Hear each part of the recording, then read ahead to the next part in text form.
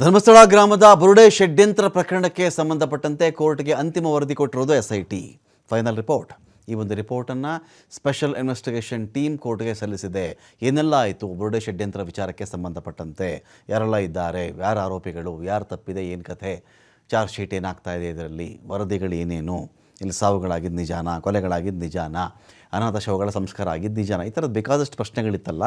ಎಲ್ಲ ಪ್ರಶ್ನೆಗಳಿಗೆ ಸಂಬಂಧಪಟ್ಟಂತೆ SIT ತಾನು ಗಮನಿಸಿದ, ತಾನು ಕಂಡು ಹಿಡಿದ, ತನ್ನ ಕಣ್ಣಿಗೆ ಬಿದ್ದ ಅನೇಕ ವಿಚಾರಗಳ ಬಗ್ಗೆ ಒಂದು ವರದಿ ರೆಡಿ ಮಾಡಿಕೊಂಡು ಅವರು ಆ ಒಂದು ರಿಪೋರ್ಟನ್ನು ಕೋರ್ಟ್ಗೆ ಕೊಟ್ಟಿರೋದು. ಬೆಳ್ತಂಗಡಿ ನ್ಯಾಯಾಲಯಕ್ಕೆ ಅಂತಿಮ ವರದಿ ಕೊಟ್ಟಿರೋದು SIT.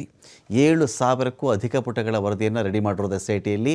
ವರದಿಯ ಜೊತೆಗೆ ವಿಡಿಯೋ ಸ್ಟೇಟ್ಮೆಂಟನ್ನು ಕೂಡ ಸಲ್ಲಿಕೆ ಆಗಿದೆ. ಏನಾಗ್ಬಿಡುತ್ತೆ, ವರದಿ ಬರೆದಾಗ ವರದಿ ಬರೆಯುವುದು ಒಂದು, ವರದಿ ಬರೀತಾರೆ, ಆಯಿತು, ಒಂದು ವರದಿ ಬರೀತಾರೆ, ನಾಳೆ ದಿನ ಈ ವರದಿಲಿ ಅವ್ರು ಈ ಥರ ಹೇಳಿದರು, ಆ ಥರ ಹೇಳಿದರು ಅಂತೆಲ್ಲ ಹೇಳ್ತಾರೆ. ಸ್ವಲ್ಪ ಕೋರ್ಟ್ಗೆ ಹೋದಾಗ ವಿಚಾರಣೆ ಕಾಲಕ್ಕೆ ಏನು ಮಾಡಿಬಿಡುತ್ತೆ, ಆ ಥರ ಹೇಳೇ ಇಲ್ಲ, ಇವ್ರ ಪಾಡಿಗೆ ಇವ್ರು ಬರ್ಕೊಂಡ್ಬಿಟ್ಟಿದ್ದಾರೆ, ನಾವೇನು ಮಾಡೋಣ, ನಮಗೆ ಹೊಡೆದ್ರು, ಬಡಿದ್ರು, ಹೆದರಿಸಿದ್ರು, ಈ ಥರದೆಲ್ಲ ವಿಚಾರಗಳಿರ್ತಾವಲ್ಲಿ. ಸೊ ಇದಕ್ಕೇನು ಮಾಡಿದ್ದಾರೆ ಇವರು, ವಿಡಿಯೋ ಸ್ಟೇಟ್ಮೆಂಟ್ಗಳನ್ನು ಕೂಡ ರೆಕಾರ್ಡ್ ಮಾಡಿ ಅದನ್ನು ಸಲ್ಲಿಸಿದ್ದಾರೆ. ಯಾವ್ಯಾವ ವ್ಯಕ್ತಿ ಏನೇನು ಮಾತಾಡಿದ್ದಾರೆ ನೋಡಿ ವಿಚಾರಕ್ಕೆ ಸಂಬಂಧಪಟ್ಟಂತೆ ಅಂತೇಳಿ ವಿಡಿಯೋ ರೆಕಾರ್ಡ್ ಮಾಡ್ಕೊಂಡು ಅದನ್ನು ಕೂಡ ಸಲ್ಲಿಸಿದ್ದಾರೆ.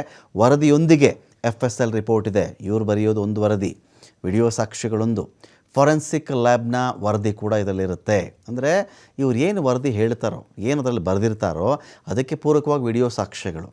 ಸರಿ, ವಿಡಿಯೋ ಹೆದರಿಸಿ ಬೆದರಿಸಿ ಹೊಡೆದ್ರು ಬಡಿದ್ರು ಮಾಡಿದ್ರು ಸೃಷ್ಟಿ ಮಾಡಿಬಿಟ್ಟಿದ್ದಾರೆ ಅಂತ ಒಂದು ವಿಚಾರ ಬಂತು, ಓಕೆ. FSL ಬರುತ್ತಲ್ಲ, ಅದನ್ನು ಹಾಗೆಲ್ಲ ಕೃತಕವಾಗಿ ರೆಡಿ ಮಾಡೋಕ್ಕಾಗಲ್ಲ.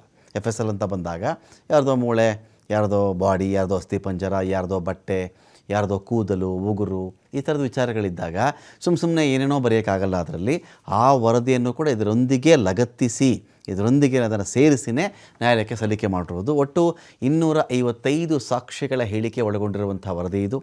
12 ಫೈಲ್ಗಳನ್ನು ಇದರಲ್ಲಿ ಇಡಲಾಗಿದೆ. ಇದರಲ್ಲಿ ಬುರುಡೆ, ಅಸ್ಥಿಪಂಜರ, ಮೊಬೈಲ್, ದಾಖಲೆಗಳು, FSLಗೆ ಹೋಗಿ ಬಂದಂಥ ಎಲ್ಲ ವಸ್ತು ಕೋರ್ಟ್ಗೆ ಸಲ್ಲಿಕೆ ಆಗುತ್ತೆ. ವರದಿ ಸಲ್ಲಿಕೆ ವೇಳೆಯಲ್ಲಿ ಕೋರ್ಟ್ ಆವರಣಕ್ಕೆ ಚಿನ್ನಯ್ಯ ಬಂದಿದ್ದಿತ್ತು.